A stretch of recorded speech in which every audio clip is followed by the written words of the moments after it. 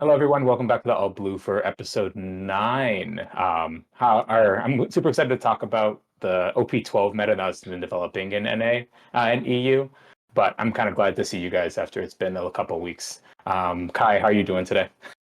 I'm good. I, as usual, just woke up, so getting into things. I'm happy to be back.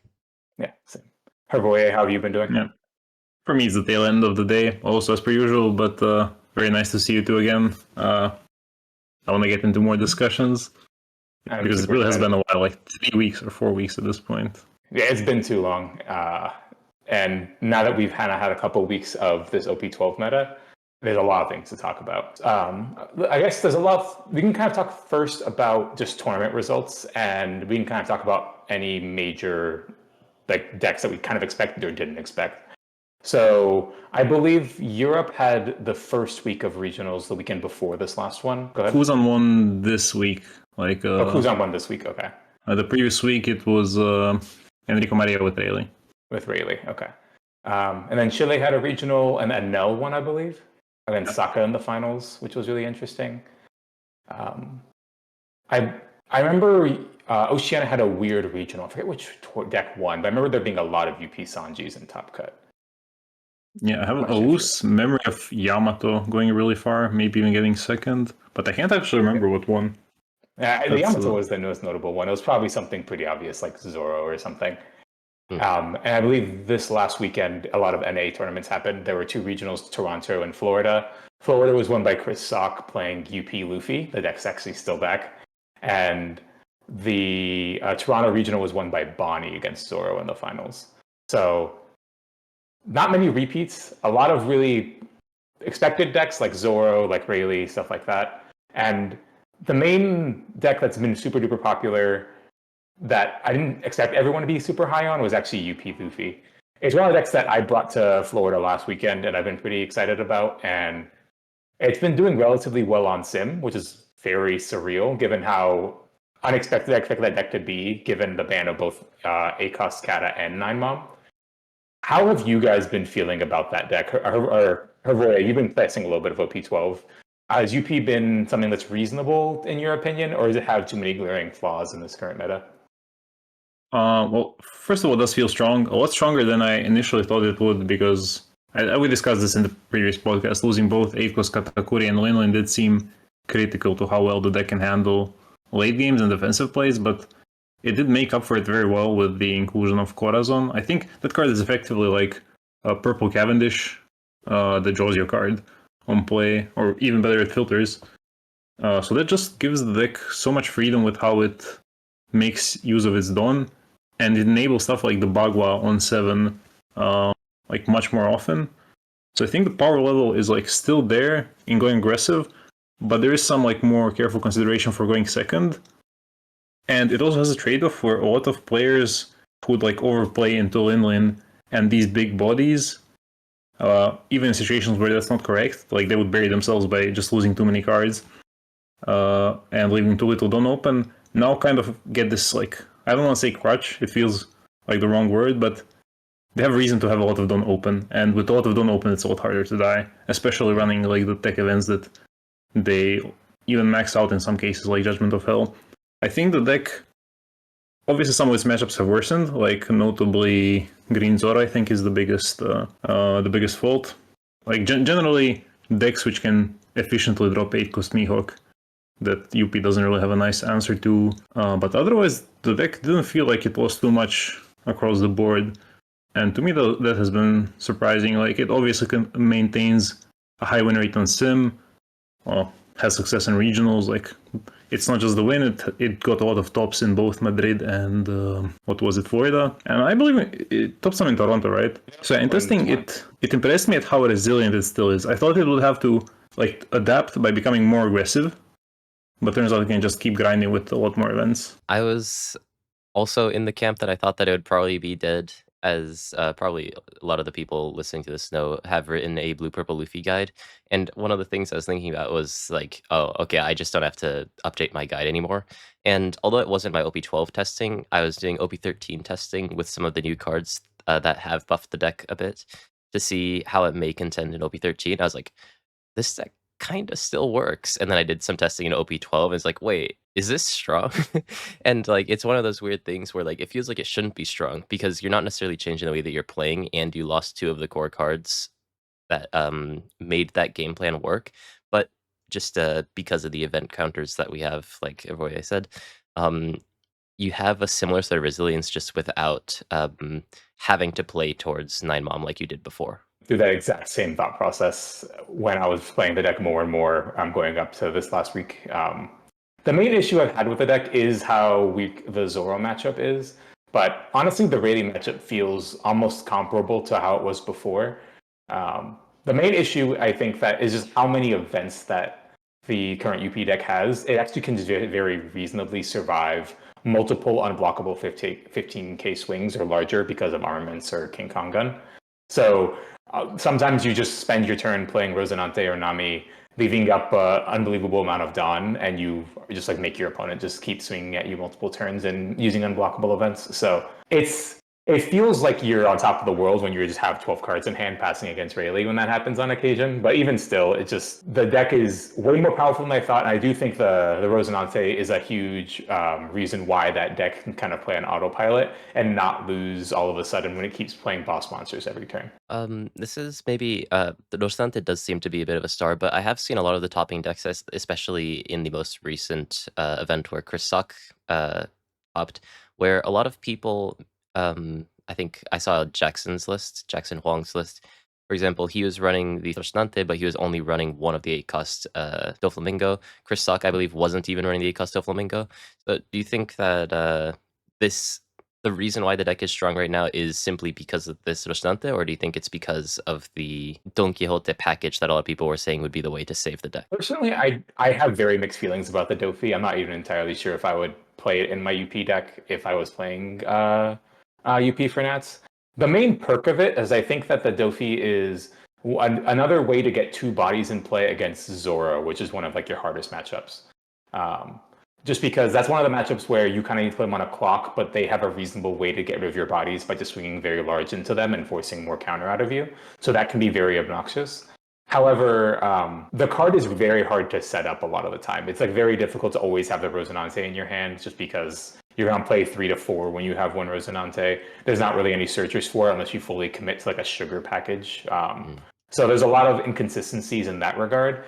But the high roll is very important. From my experience, I think the Rosinante is the main perk of the of playing this package. I think the Rosinante is the real key star, just because just having one of them gives you so much more flexibility against specifically Dead Man's Game.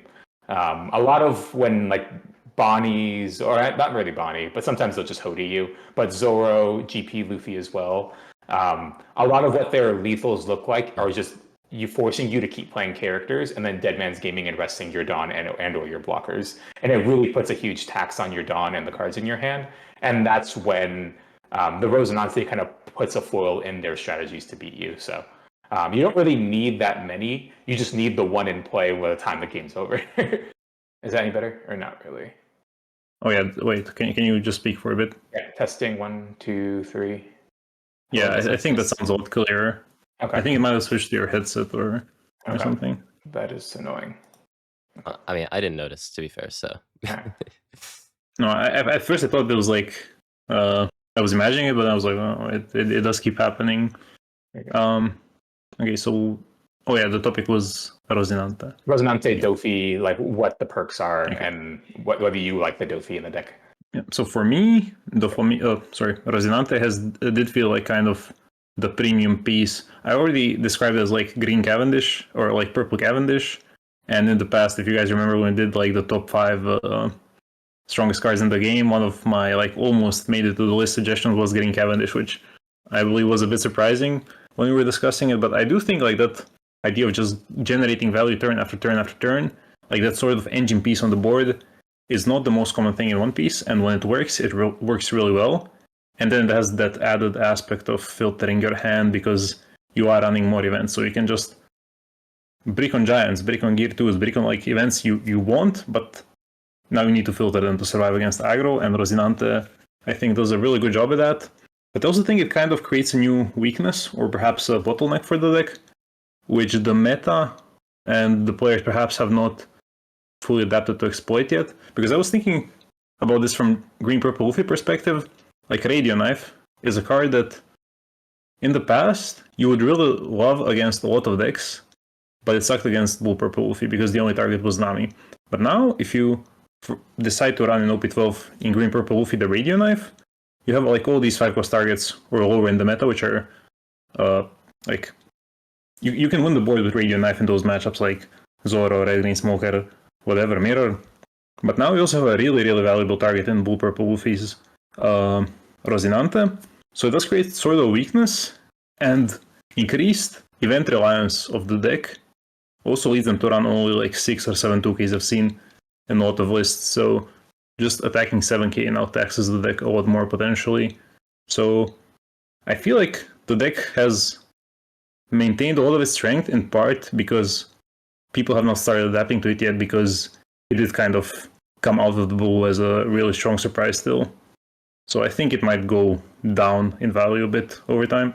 Yeah, I think that is one of the sort of big things to consider as well, is that right now no one is targeting Blue Purple Luffy. Actually, a lot of people are bringing things that lose to Blue Purple Luffy in things like the NL, Green Bonney, and whatnot that they can play now because Blue Purple Luffy doesn't exist.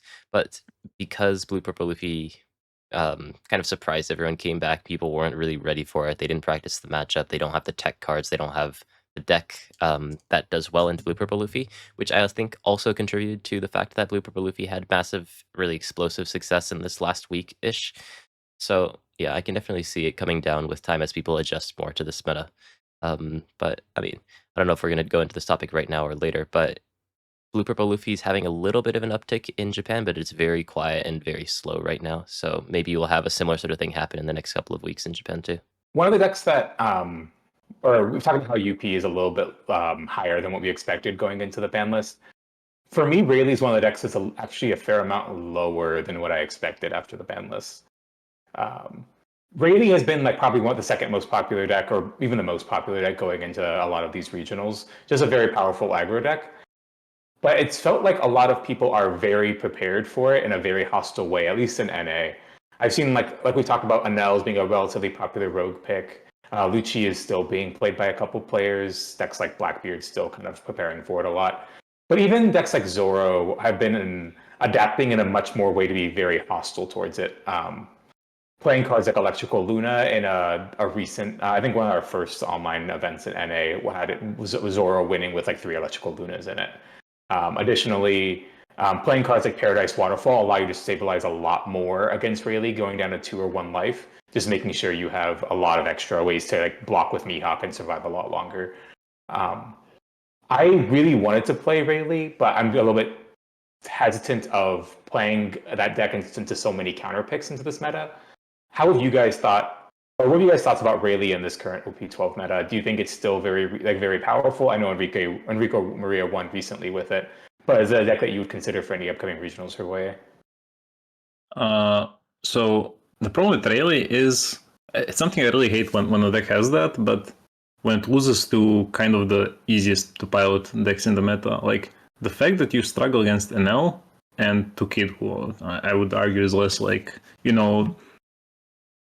players who pick yellow decks in general, not always, as we know when you won nationals, they're not really like playing the game a lot, not necessarily practicing, but now they have like this very one-sided matchup, and if you run into them, especially in early rounds, they kind of like already bomb your run super early, and I just like that, especially because there's even more like weird picks which still kind of do well to counter Rayleigh. Like for example, the blue-yellow Nami, she just randomly like has a really good Rayleigh matchup because she searches Kumas, she goes to 7k defense really easily, and she can hold out. And there's not really much you can do in those matchups except, hope that your optimal line and all the careful sequencing does eventually result in a win. And the biggest concern is actually, I'm not too confident in the blue-purple matchup. And this is another topic, but the reason I'm probably not taking Saka to any events in the rest of the format is like, blue-purple matchup I expect to be very popular as a deck. So taking a deck that doesn't do well against blue-purple Luffy consistently, it just doesn't seem very wise with the intent to top a tournament. Like all the other flaws aside, for example, I think Sakazuki is like really well positioned to the field if there is no Blue Purple Luffy. But that matchup is going to be so popular again because, you know, all the people who already invested into what was an expensive deck with a lot of secrets, like they still have the Bonkleys, they still have the Sanjis, they still have, I know, their Altart Uzohachis and whatnot. Like they want to play them, and they have a really good excuse because the deck is still potentially at the top of the meta. So yeah, for me, Rayleigh, I would argue second or third pick because I still think the deck is really strong. It allows you to have a lot of control over your own like destiny in a tournament. But in instances where you don't get any control, you like have zero control at all. And yeah, I'm not the biggest fan of that. Yeah, I think I can agree with that, especially in OP13, where Green Zoro is one of the top picks. I think right now, at least in terms of play rate, it is number 2, right after Ace. I really hate bringing decks that just kind of auto lose to decks that don't really need to think about their turns, I would say. So having to play a deck that you have to really put in the time to master, and then eventually just playing against someone who doesn't need to master their deck and can still beat you just by the favorability of the matchup naturally, does tend to make it very difficult to want to pick the deck. But I do think that Rayleigh does have a lot of power. I think that just the consistency, the fact that the deck runs like minimum 20 searches or something, means that basically you're going to have a playable starting hand because you're always going to have a start into the game at some point.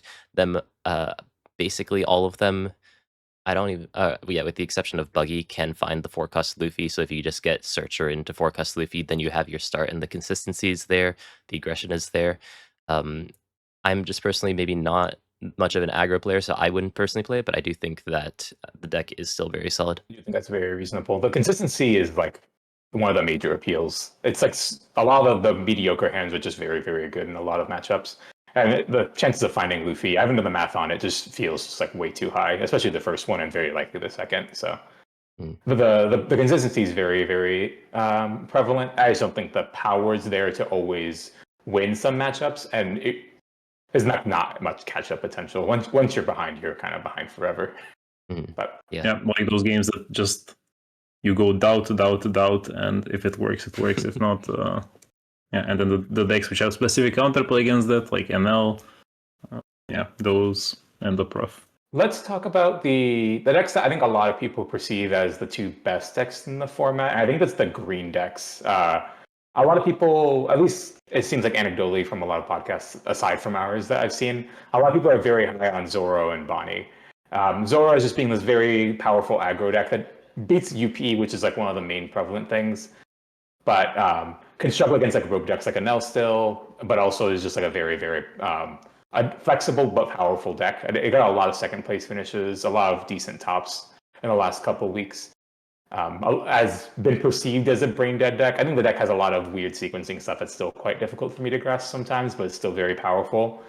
Whereas Bonnie's, I think, is a more, I don't know how to say this in a nice way to Zoro, but more skill expressive deck where it's not really always about curves. Sometimes it's just kind of how to navigate the entire game for multiple turns at a time. I think it has like a lower ceiling than Zoro, but probably has like a more average draw on average, or like a more like medium draw on average, which is pretty good. So I think both those decks are very, very powerful and are very strong considerations, and I expect them to do a lot in our upcoming Nats. I'm more high on Zoro than I am on Bonney, just because I think that Bonney has a lot of issues in terms of drawing specifically the top end when it matters. Obviously, like the deck has inconsistencies in terms of drawing like 8-cost Mihawk, 9-cost Shanks, 10-cost Dofi, of course, depending on the matchup that you need it.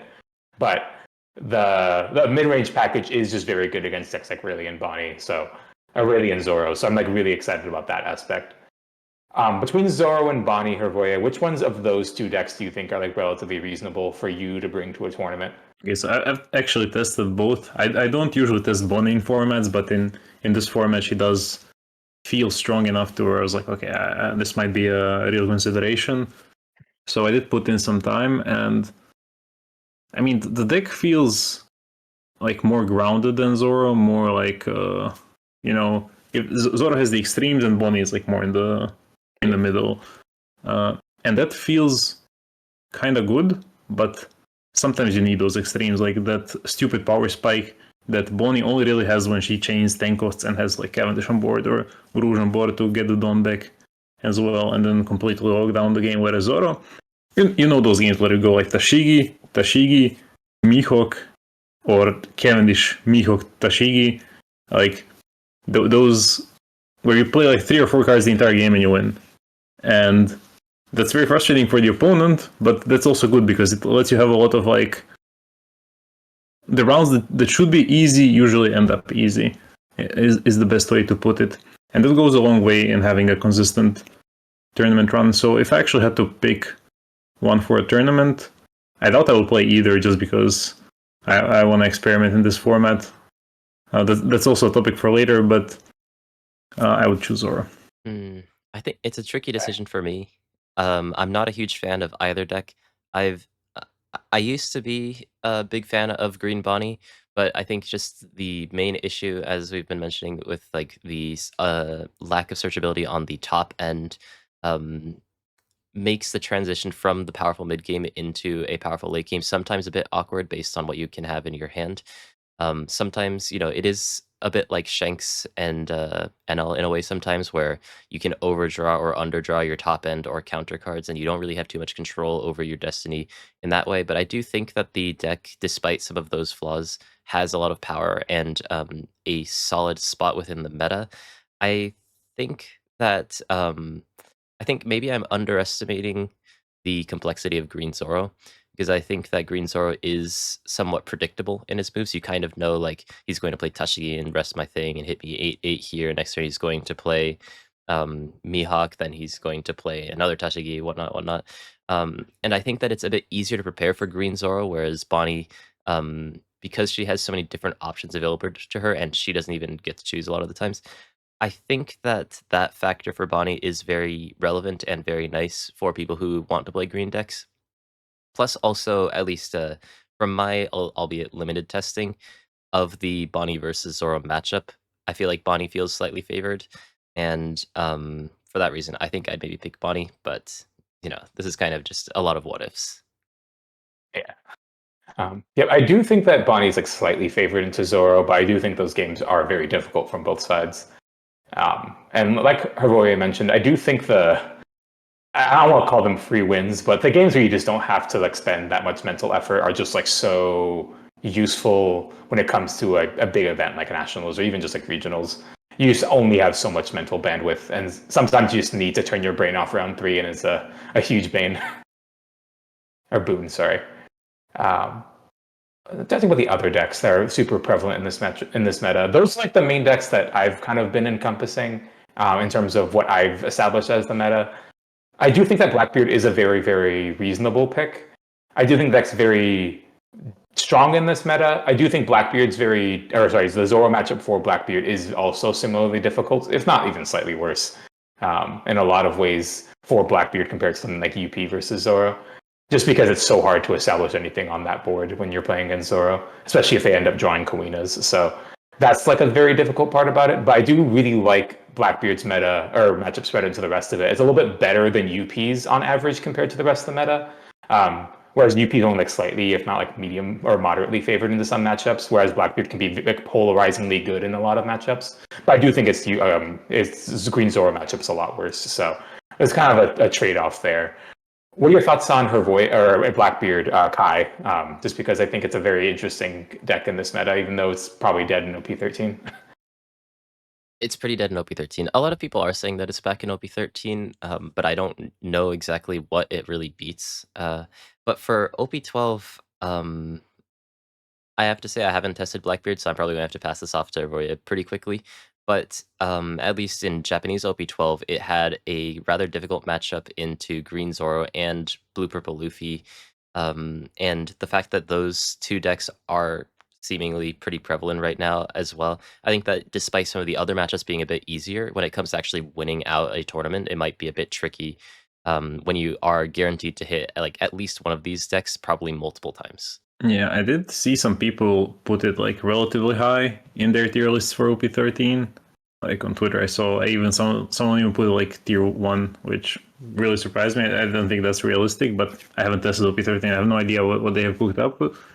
But in OP12, I actually rated Blackbeard very highly initially, like before the resurrection of UP, so to speak. I was thinking like I play Sokka because I really like Sokka, but if I wanted to really try hard, I would probably play Blackbeard. It just felt like a deck that was prepared for mostly anything, and then you would have the struggle against Zoro, but still very much winnable one, with like some answers that I don't think were adopted. I'm not sure why, but like Machete is a really good card into Zoro. But now with UP back, there is this concern I have for every black deck in the meta. UP just runs the 8-cost Luffy now, and that tears apart your setup, that tears apart your ability to kill them, and it increases pressure at like a rate that black decks, after all the nerfs on the ban list, are not comfortable with.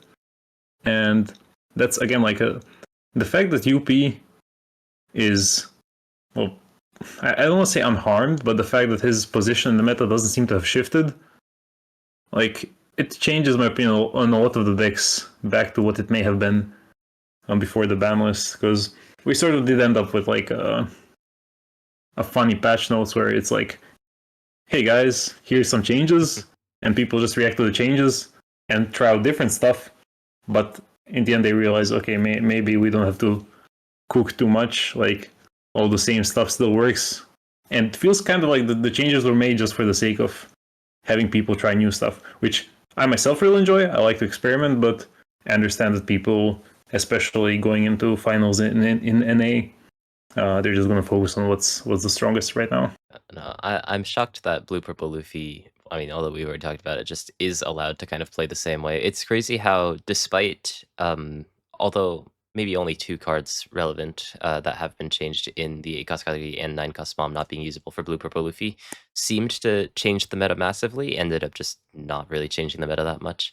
And I guess, another thing to point out, I think a really good point from you, is the 8-cost Luffy, which is naturally in the Blue Purple Luffy deck. Generally, maybe if you had the spot, it would only have maybe 1 to 2 spots depending on the meta in the Blue Purple Luffy deck, but you had to use your spots for things like 8-cost category, things like 9-cost mom if you went towards that slower game style. And because those cards aren't available and you are putting in more cards like the 8-cost Luffy into your deck, and in OP13 even things like the 8-cost Rayleigh, that naturally have rush and even have the bounce effect, just makes that matchup, which already historically wasn't easy for Blackbeard, just that much worse. Yeah, 8-cost Luffy has been a menace. I've tried Blackbeard plenty of times into UP, and the more 8-cost Luffys they have, it can be quite difficult, or almost impossible to win sometimes, especially if they see like the 3 of them that they have in their deck. So that card in and of itself has been made things a little bit too difficult, but there are some versions of UP, specifically like 8-cost Dofi core versions, that are still pretty prevalent, at least when testing online. And those decks just don't really have that many 8-cost Luffys, if any, and that can make things a little bit favorable, depending on what kind of UP version you play, if you end up making top cut. So fingers crossed for the Blackbeard players. Hopefully the Dofi version becomes a little bit more popular going into this. Lastly, kind of the last branch or like bucket of decks I wanted to talk about was just all the yellow decks. Mm-hmm. So that like involves like Yellow Kid, Anel. I would put Blue Yellow Nami in this case, but it's a little bit different in terms of its strategies. Like I thought they would be like relatively well positioned in this meta, mostly just because UP would be a little bit less prevalent, at least how I thought that in the beginning of the ban list. But despite the fact that it did well in Chile a couple weeks back, and I think that in general, I just don't really think that I can justify playing a yellow deck in the face of UP Luffy. It just feels like you're playing a very uphill battle, whether you're playing Anel, whether you're playing Yellow Kid, or even Blue Yellow Nami. I tried Nochikoing and Zeusing and putting to death multiple times, and it still feels futile. So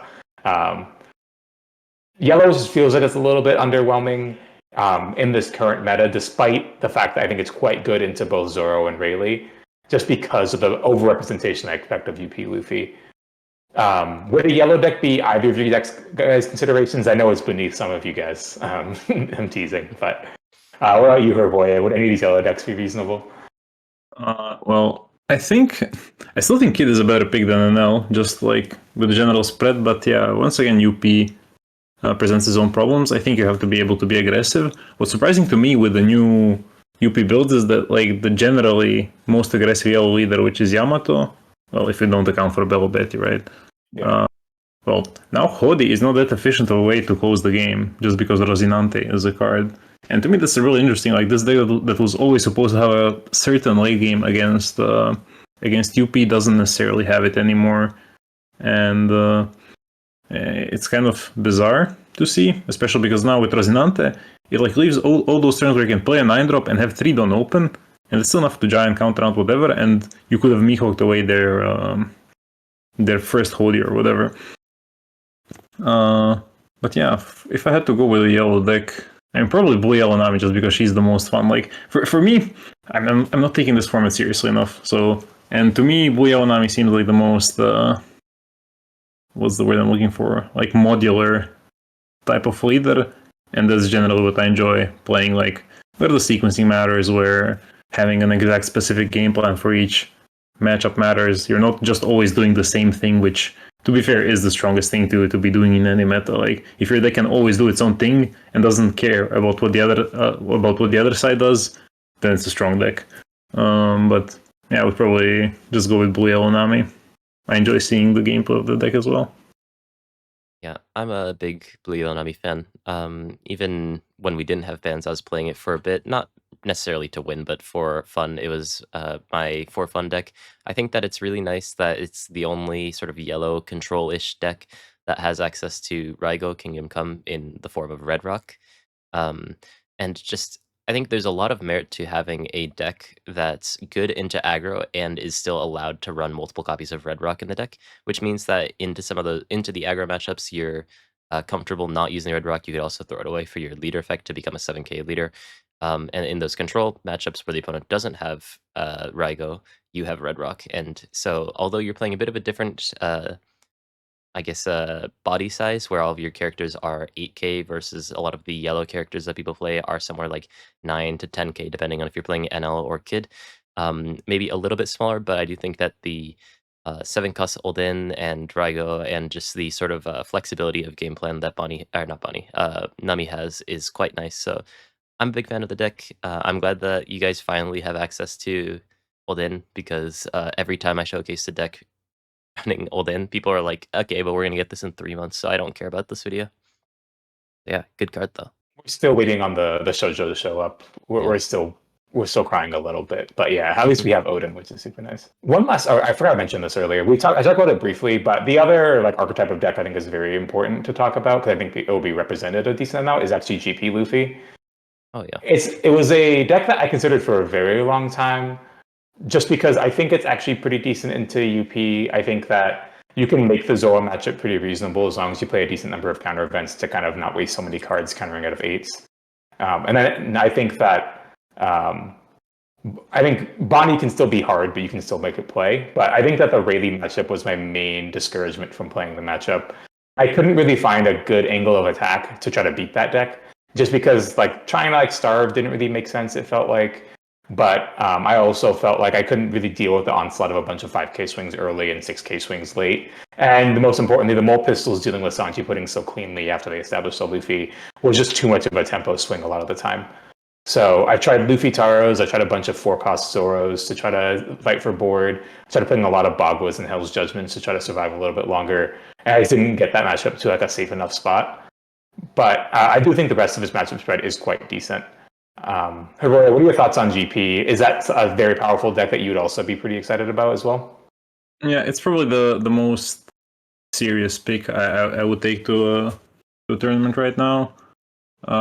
And it's odd because the Rayleigh matchup does suck. Like if I sit down across Rayleigh, I kind of like roll my eyes a little bit and just hope they break, because when they see the stuff, and they usually see the stuff because deck runs 20, sometimes even more searchers, you're gonna get like Luffy into Sanji, into Mulgan, into another Mulgan, probably playing like Rush Zoro or something, and you're just getting bombarded with so many swings that, yeah, you just can't do anything about it unless you draw effect removal.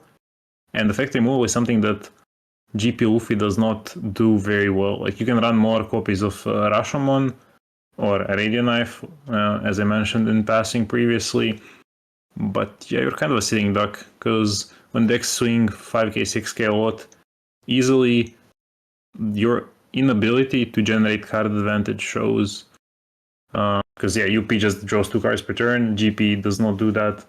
he even has to like he actually pays for his giants. That's the big downside. But outside of Rayleigh, like Zoro matchup feels fine. UP matchup feels like even better now than it was before, just because there's no Linlane, there's no Katakuri, like there's no like those massive value bodies, and everything else across the board feels pretty good for GP Luffy.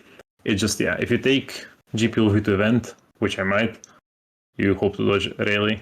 At least dodge him enough to not ruin your run. Yeah, I definitely think that GP Luffy is maybe even in a better spot now that Blue Purple Luffy has come back a bit. Historically, the matchup was Blue Purple Luffy favored, then I forget, didn't oh no, that's PRB in Japan, so a bit of a different timeline. But the matchup got a little bit better for GP Luffy in Japan with PRB02 coming out and the 2 Kusanami entering the deck. But then it was never necessarily winning for GP Luffy, in my opinion. I know Roy says that it is. But for sure, now that we don't have 9-Cus Mom and 8-Cus Katakuri, I think that matchup's a lot harder. So I think GP Luffy has a bit of a better spot in the meta now that the matchup spread has kind of changed a bit. But yeah, I guess, you know, every deck needs to dodge something. And if you only need to dodge Rayleigh compared to Blackbeard, who needs to dodge Blue Purple Luffy and Green Zoro, then I would definitely rate Green Purple Luffy a little bit higher. I had to make concessions by cutting a lot of like the cost or the power reduction events, whether that was Gamma Knife or the new Sanji event. Yeah. I ended up cutting them just for more 1K counters, to be honest, for the Rayleigh matchup. But I'm not entirely sure if the matchups are still fine against Bonney specifically, or is Luffy Taro doing a lot of your work in that matchup? I think it's mainly Luffy Taro, and if you run removal events, this is well, I keep repeating Radio Knife. Like Radio Knife does really good work into Bonney because Cavendish Carrot, those are like the cards that give you problems. Like Kid alone doesn't do like enough because you develop a board faster than Bonney does, and if you just get to hit Bonney or her Kid, you eventually like run them out of cards, and you're not likely to be killed on the way back. But you need to be able to remove the 5 costs. Or just run some power reduction. But as you said, those are slots without counters, and probably something I have to omit if I take it to Athens, where we have a doubleheader weekend in Europe, like a regional and a treasure cup, on the same weekend that you guys have national. So there will be a ton of results flooding in once the weekend is over. That should be a good time. I really need to visit Athens at least once. Are there any other like decks that you guys want to talk about in the meta? That kind of sums up holistically what I've kind of thought about this current meta. I'm not entirely sure if there's any other decks that you guys think are pretty like reasonable counter options or tech options. I don't know how to answer this because I want to say there's a lot. Like what you can consider. I would say there's like 20 plus decks you can consider taking to a tournament and topping. Actually winning, that might be a different story. But to actually top an event, like the number of options I feel is absurd in this meta, and you can see glimpses of it in like watching smaller tournaments like Chainois Cup or I'm not sure what other small tournaments that they play, like case tournaments and whatnot.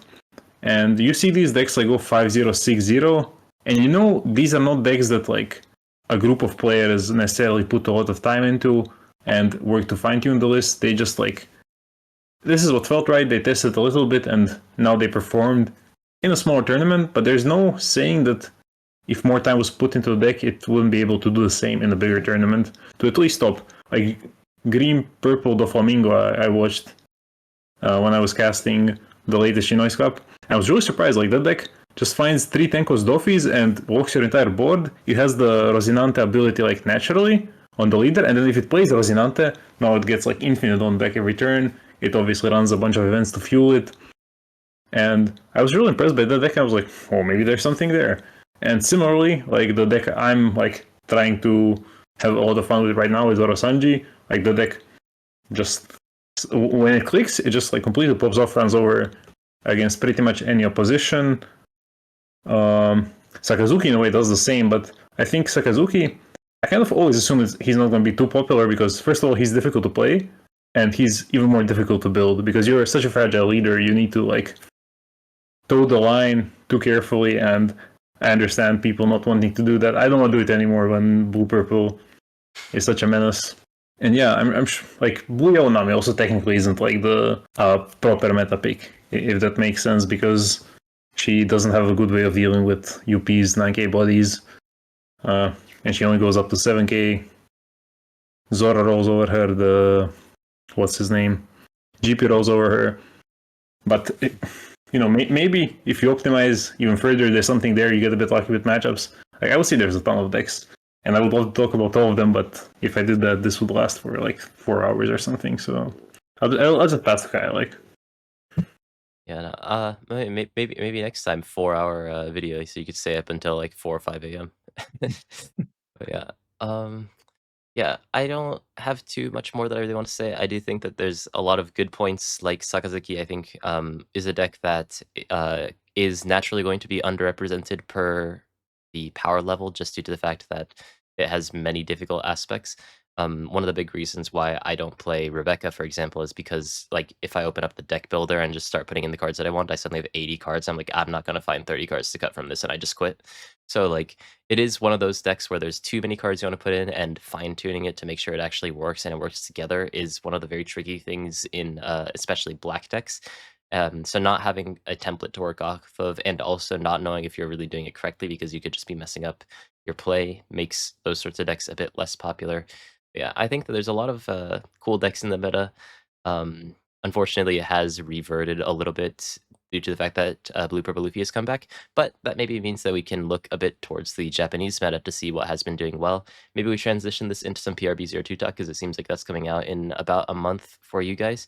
But a deck that has been very relevant in Japan and OP12 a little bit, but exploded a lot more with PRB02 was Red Green Smoker. The deck was very powerful, especially when going first, being able to play out things like the 5-cost Smoker into the 3-cost Tashigi for only 5 dong, being able to use Hody very well, although we did mention that Hody's value has dropped a little bit in this meta, and has in PRB02, for example, got in the 6-cost Law, which I remember we were also underrating a little bit, which was basically just made the curve going second a lot better for Smoker, and just made the matchups where it struggled a little bit in like the green purple Luffy trying to deal with their board a little bit better. Just double checking. This is the red 6-cost Law, because I think OP13 has a green 6-cost Law. I keep switching them in my head. Oh, Yeah, the PRB is the red one. Yeah, oh yeah. There's an OP13 6-cost Law. But yeah, the red 6-cost Law, 6-cost 7,000, 1,000 counter Law with the Punk Hazard, Warlord, and Heart Pirates trait, and once per turn, if this character would be removed from the board via the opponent's effects, then you can instead give this character minus 2,000 power for the turn. And on attack, gives one of the opponent's characters minus 2,000 power. When you were speaking, I thought of 3 decks that I actually do kind of want to talk about. That I didn't mention in my rant earlier, and one of them was like Smoker, where I want to say Smoker in our meta, I expected a lot more from him. Like, he underperformed my expectations a lot, and he was like quite decent OP11. I felt like he completely fell off a cliff in OP12.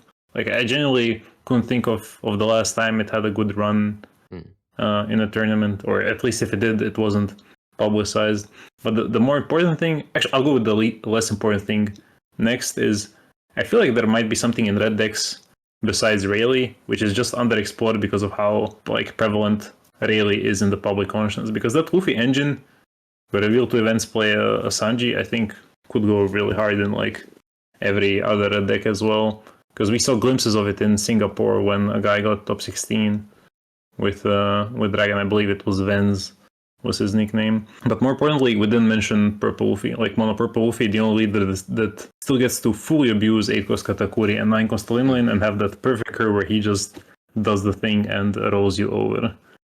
So, aside from the Rayleigh matchup, I can see him having quite a bit of fun in this meta, especially if he utilizes Magellan, which I saw see some play in OP13 as well. Bring him back. Yeah, I guess I kind of want to talk a little bit about Purple Luffy before we jump into PRB, because I think that's also an interesting deck. I had a lot of people talk to me about that deck and kind of like 2 different approaches and how they build it in OP12 for this current meta. One was just like the default Straw Hat core, which was just like a little bit of Luffy Taro stuff, but not like too committed to that strategy, but just like Kata, 9 Mom as just like supplemental cards. I think that's reasonable. I'm not super excited about that version. I think it's just like a decent core, and hopefully you just draw the Katas when they matter more, or 9 Moms to stabilize against decks like Rayleigh and Zoro. I was a lot more interested in the a much more Kata 9-mom focused core. And there were kind of two approaches I've seen people take. One was like a much more event focused one where it was also playing Purple Cavendish and the 5-cost Resonante, and ramping with cards like Lead Performance Disaster, just like it's to die for if you want to play it, or Godbird as well. And then just trying to rely on 8-cost and 9-cost Kata and 9-mom to just like try to stabilize the game. And I've also seen decks that are just playing the Pudding Searcher to add more consistency, to help find both Kata and 9-mom. I thought both those approaches were actually quite interesting, just because I think that trying to find Kata was the hardest part about Purple Luffy, and maybe trying to find more ways to make sure that happened was like a very reasonable proposal. Ultimately, I think both, kind of all these aspects struggle a little bit too much against exactly Rayleigh, and I think Zoro isn't a fun matchup regardless of how you build the deck. Even with Event Core with Hell's Judgment, it didn't feel good enough. But your Bonney matchup went from like unplayably bad to slightly unfavored, which I thought was a pretty good bane or a boon, just because like you're no longer always dead to 9-cost Shanks and 10-cost Dofi, which is super nice. So that's a super nice proposal. So I think that's something that's very interesting. And if someone cracks that, I can see them being very likely to winning the entire thing. I think if people can find a way for Purple Luffy to beat Green Zoro, then I think that the deck could probably do really well in OP13 as well, because that's the main thing holding it back here. But yeah, when you mentioned the 1-cost pudding, it made me have a flashback, because I tried that at like the very beginning of OP11 when Blue Purple Luffy was revealed. To find the 8-cost Katakuri and 9-mom on earlier turns. It also can search the 4-cost pudding, which is pretty nice. Yeah. There's a lot of fun things that you could do with that card. So yeah, especially for a deck like Purple Luffy, who, you know, his ramp was promised him 2,000 years ago, or whatever the the thing is. So just being able to find the cards that he's trying to ramp into is the more important card, or a more important part of him. So I definitely see those sorts of things maybe helping some of the weaknesses that the deck may have. Does Purple Luffy give you any inspiration, Hrvoje? Or is that something you would ever try, or not really? I want to say no. Like, I don't like decks that when they're built optimally, they stick to a very strict curve and they leave little room for like no wiggle room to adapt to what opponent does. Like they're strong because they might see their stuff in sequence. I want to be able to like move stuff around and always adapt. You're gonna love Ema. Oh, I Play bet. 10-cost on 10. It's great. But yeah, I guess kind of jumping into a little bit of PRBR2. I didn't spend too much time kind of focusing on it, just because obviously one of the most biggest events is next week, so I have to focus more of my time on that. But I do think that Red Green Smoker will probably be a lot more prevalent in that meta. Also, GP Luffy just having an extra searcher, just having those extra bodies is just so nice and extra consistency. So I definitely think that those are the two decks I'm most likely to play. I just need to jump into it immediately. And there's a bunch of new things in PRBO2 that I want to mess around with. But I think that those two decks are probably going to be the decks that are step number one in terms of testing them in the English meta. Yeah, there's a lot of, I mean, looking back now, there's a lot of very good cards in PRB02. Like, especially considering your meta. Like, when we got PRB02, it was just Blue Purple Luffy, Green Zoro, and Green Purple Luffy, and then the rest. But because you guys have so many more decks that are kind of playable, things like the 3-cost Bonney, which resends a Dong at the end of your turn while being a blocker with Supernova, is quite nice, because you guys already have Bonney in a pretty decent spot, so bumping her up could be relevant. We also have things like Red Shanks here and there in the English meta, who's also getting some solid buffs in more directly the Lucky Roo, and also people are running things like the 4-cost Colby as well, just for that extra little bit of draw engine, as well as being able to KO random things like the 3-cost Sanji on board. Then, you know, the 4-cost Luffy, which I still think is great, although it hasn't really seen too much play in Japan since it's been released. You know, we also have like Doflamingo buffs in the new Jinbe, maybe not as strong as the buffs. Jinbe, We have UP buffs. That's true. In the Doflamingo, Oh, 5-cost blocker. We'll have to talk about that if we actually think that's buffs, because I've been trying to figure out if that's actually going to fit into the deck for a very long time now. But there's a lot of very good relevant cards. There's even teach buffs, and the 5-cost Hancock, I think, is a very good card into Green Zoro. There's a lot of good things in this set that can potentially bump up some of the decks that were in the conversation of being tier 2 or higher into maybe that 1.5-ish tier that can maybe put them into a bit more meta relevance and something to actually consider. I mean, even like Black Yellow Luffy with the new 7-cost ace could be something to consider as well. Forgot about that spoiler. It's been so long. There's a lot of exciting cards. I think this is like, if you're the type who enjoys like burning the kitchen down, this set is like a gold mine. Like a lot of cards I didn't think I would initially rate highly. I just look at now like, this is gonna be so like 4-cost Marco. In Sakazuki, that's like the ideal 4-drop against Zoro. Like it dies, it draws 2 cards, or in every other matchup it's like 4-6 blocker or attacker more commonly. It draws cards, but also now you can maybe run more of a 7 Warlords engine with the Jinbei because he searches potentially Boa, which I think is a really nice card in Sakazuki nowadays. But also on attack, he has the little bottom part, which can work with Hina and several other like imagine you play against Shanks, you drop this Day Lucky Ru and you just bottom it with like Hina next turn. So there's a lot of like flexible cards for all leaders. Obviously, the most direct buff I think is Luffy just getting Green Purple Luffy getting the extra searcher in Nami. Like that card is just such a strict improvement that it doesn't really need any debate, but it has strong implications for the Black Purple Luffy as well, because that's a deck that needed the consistency way more than Green Purple Luffy does. But yeah, there's like so many cards. Like the Green Luffy in any green deck I think has potential, mainly the aggro ones, and that includes like GP Luffy at a few copies. As you said, the Yellow Ace and Yellow Otama are both great tools for Black Yellow Luffy, for the Three Brothers in general. I don't know, there are like so many options which could pop off completely, but my guess is people will stick to the meta and what is known to be good rather than experiment too much in this short period. I'm devastated that this purple 2-cost Nami wasn't green or blue because it would completely change Zoro Sanji. Yeah, it would, but I think already like that's another like deck where Jinbei potentially opens the 7 Warlord route a bit more because Mihawk is a 7 Warlord, so you just get increased consistency around the clock. Another deck also where Marco has great value because now even if he does die early game to like a removal event like God Thread or whatever Lucci does, draw 2 cards. Like we like those effects. And then there's like a lot to cook with in the set. Yeah, for sure. Yeah, there's a lot of really exciting things in the set. I've been playing so much OP13. I look at the cards from like an OP13 perspective, where Green Zoro got some buffs, changed his playstyle to be a little bit more aggressive than he is in the West right now. Every single list now has cut 8-cost Mihawk, and you know, Red Blue Ace And the as well 6-cost law is 6-cost laws, very strong.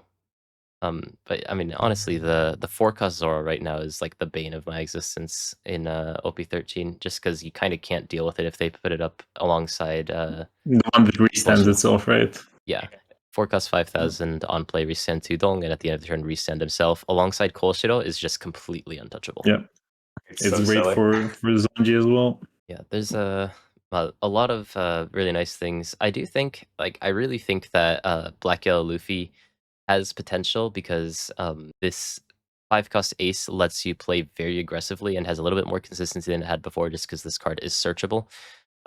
Just being able to slam down this PRB02 5-cost ace into using the same 2-cost ace that you just used to summon this 5-cost ace, play the old Rush 5-cost ace, and you immediately have 2 7k bodies on the board, one hitting immediately and another one hitting the next turn.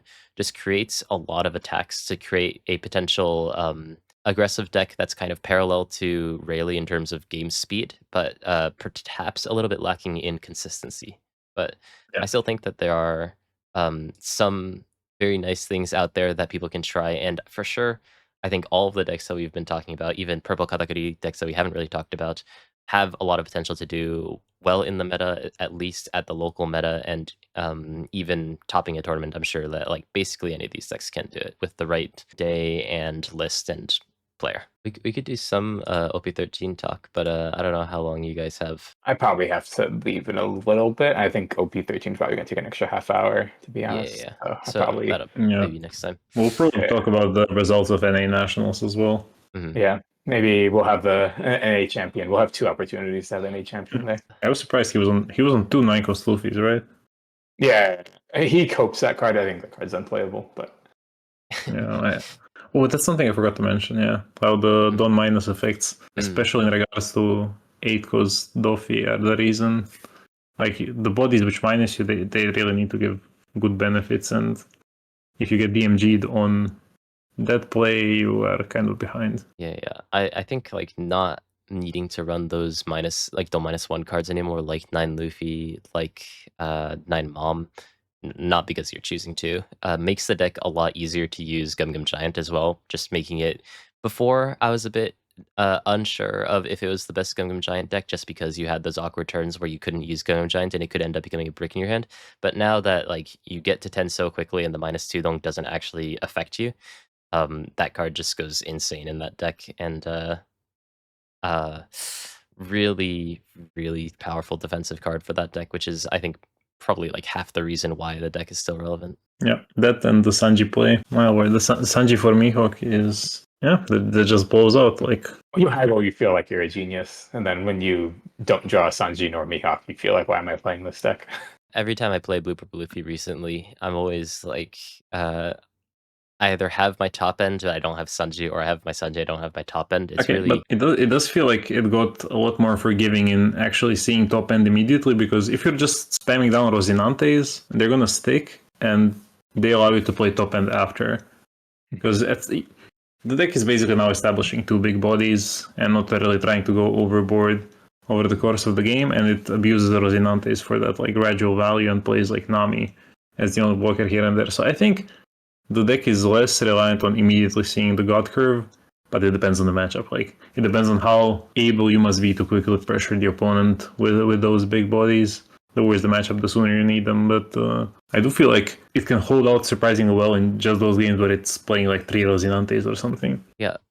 Actually, what is because I have been testing Blue Purple Luffy, but I didn't actually test too much Rocinante just because I didn't like 8 cost the Flamingo, and I just kind of assumed that those were a set. I didn't really consider just playing one or the other, the one being the 5 cost Rocinante. But how does Rocinante really fit into your curve? Because generally you were trying to like ramp 9 cost or ramp 10 cost if you're going second. Do you just forsake one of those ramps now and just find timings to drop the Rocinante where you can? There's 2 main ways to think about it. The easiest one is like the curve way to think about it. So when going second, it's a decent replacement to Nami, especially if you have Thunder Bagua, which a lot of lists are playing more of. You can do a lot of turns or just like swing with your leader, or just play Rosinante, leave up Bagua. And that's like a really smooth way to establish things if you just need to put it in play. But Hrvoje is kind of hinting at just like when you get to your 10 down turn and you don't have one of those broken turns, whether you just don't have a Mihawk, you don't have a Sanji plus a body, it's actually just quite annoying and difficult for your opponent to beat it when your turn is just play Nami plus play Rosinante, or vice versa, depending if you have the event to pitch. Just establishing those 2 6K bodies and then making it so you can continue to establish bodies later down the road can put your opponent in a very uncomfortable position. So it's not really always about curve. Sometimes you just play it on 6 because you just have to. It's the best option you have. But it's mostly just so that you have that 10 down turn of a reprieve. And just later in the game, you can always just play alongside a Nami to kind of just be perfectly fine. Anything else to add to that, or is that kind of the main thing? No, it's pretty much like if your opponent can remove it easily from the board, then you hold it for later, and vice versa. And also, if you bricked, like, it gives you the flexibility of potentially unbreaking even on 5 or 6 done, just to give you a better shot later in the game. So building this tech for OP13 has been so hard for me. The new Roger just got legal, or became legal for you guys, the promo, right? Yes. And that's kind of the main appeal for playing UP Luffy right now. The 8 cost 10k that makes your leader an 8k, which is super nice. Yeah. You or the opponent needs to be at 10 dong for the effect, so you can't use it on like curve or on 9 dong, for example, which is one thing. But yeah. Yep. But has that made it so that now UP has a lot more pressure against these crazy like ace leaders, and like even against Emu, just like buying enough time to become an 8k leader? Is that like the main reason why this deck's super prevalent, or does it have other like really powerful things going on besides that new Roger? I don't actually like the Roger too much, just because you can't play it on curve on 8 or 9 when you've, especially when you're going first or something, and you've done 1 or 2 ramp then it just becomes a vanilla card. The main reason why people are running it right now in Blue Purple Luffy and OP13 is because the Zoro matchup is tricky for a lot of people. Just being able to make your leader an 8k and hold up Gum Gum Giant or something basically seals the game. And if I can beat Green Zoro without the card, then I definitely would want to, but Green Zoro has also become a lot faster, just chipping away at 6k over and over again right now, which makes it a little bit more tricky than I believe it was in OP12, but it doesn't run things like 8-cost Mihawk, so it's a give and take. But there's the 8-cost Roger to consider. There's also the 8-cost Rayleigh, which is 8-cost 9000, innately has Rush, and if you have a given Dong somewhere on your board, then you can rest one of the opponent's 5-cost or less, and at the end of the turn, gain 1 Dong active. Very, very good on curve when you're going first, because it means that you can immediately use Gum Gum Giant, despite starting the turn with 9 Dong. Also, being able to like rest the opponent's like 4-cost Zoro, 5-cost Cavendish and whatnot, and swing into those is really nice too. That's the main card that I think is relevant, because the innate Rush is very good into decks like Ace and even Emu, if they haven't really been able to set up their blocker line yet, to just sort of break through their defenses before they can really set them up. So it's just really tricky to figure out which top end you want to put in, because 8-cost Roger's good into Zoro, Rayleigh's pretty good into Ema, but then Roger's also good in the mirror, but we haven't seen too much of that recently. And then of course the other cards that you guys have had to sort of pick between for your meta as well. Things like 9-cost Mihawk have come down in value as the bodies have gotten bigger and bigger. But yeah, lots of things. We're still in that sort of cooking phase, but I think that the deck right now has a pretty solid Ace matchup, which I was very surprised by. It has a decent Ema matchup, and just right now, the Zoro matchup needs to be cracked. I can predict that deck becoming top tier in like the next 2 weeks once people figure it out. When does the fall season of Japanese like qualifiers start, or is it already in motion? Like, the championship season's probably going to be like OP14, maybe end of OP13. So unfortunately, we don't have too much to look at right now for like official results. But yeah, I'm only asking because people are always going to be more motivated to like innovate and like really solve the matchups fully for the bigger tournaments. But without those, we might have a very silent meta from the Asian side. But yeah, deck good OP12, deck good OP13. Nothing has changed. Leader with decisions and Gum Gum Giant is usually going to be very Pudding powerful. is still broken. Pudding, like a lot of the losses do come down to random pudding just ruining the game plan. So we can't go a podcast without me saying how much I hate the card. But this is the Ban Pudding podcast now. She gets an SP. We know she's not getting banned, but she should be. It's never too late. I could talk about pudding for a lot longer now. Things like Ace and Ema having so many cards in hand make that card even better in OP13. Yep. So yeah, it's something to look forward to. No, I was watching replays and like I don't think there's a game where Ace doesn't have like 12 cards in hand at some point. Usually there are 2 life 12 cards in hand. I'm like, yeah, pudding would go nuclear here. Yeah, no. Any deck that can use pudding well, I think, has potential in the meta just because of that like immediate reset, and like it's not even like Ace can really play around it, because the second that his Marco blocks, he draws 3 cards. So even if he was playing around, he had like 6 cards in hand. Now he has 9, and now he's in like a great pudding range. So great pudding meta. It almost feels like if you don't have pudding, then you just don't have the resources to keep up with some of these newer leaders. So that's like a whole nother thing. Yeah, OP13 probably going to talk about next time. I understand that Yonas maybe needs to go soon, so it might be a good time to wrap up this episode. If you guys enjoyed the episode, make sure to like and subscribe. Check it out on Spotify as well, which we should mention at the start of the video. But thank you guys for watching. If you guys want to hear about OP13, how that's going, then we'll be here next week with that, with potentially a surprise guest. So something to look forward to there. Thank you guys for showing up. Good night, Hrvoje. Have a nice rest of the day, Yonas, and we'll see you guys next time. Bye-bye. Bye.